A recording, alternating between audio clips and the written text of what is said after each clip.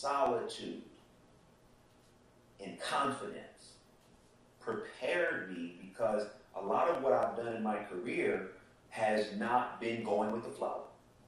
And on certain aspects of my career, it's been a very lonely journey.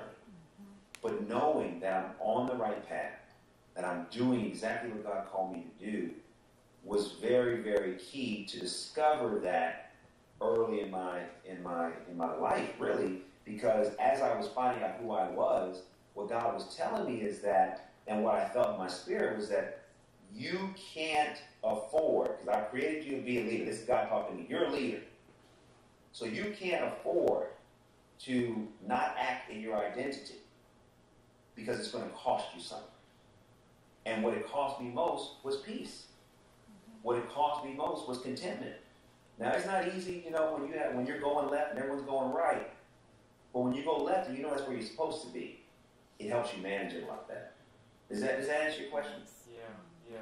And I love that you said that story, because here at Syracuse, and I'm sure it's true for colleges across the country, we see people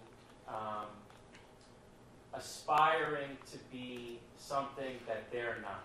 And so we have so many alumni here. People are trying to be the next Bob Costas. They're trying to be the next Mike Tirico, instead of just focusing on who they are, because those people have got their jobs down pat. Yeah. You're never going to become the next one of those, because they're the best at it, because they're doing what they were called to do.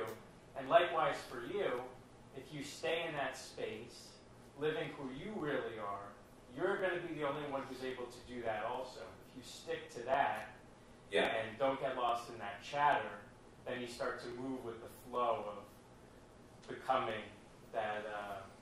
It's so true. And as much as I can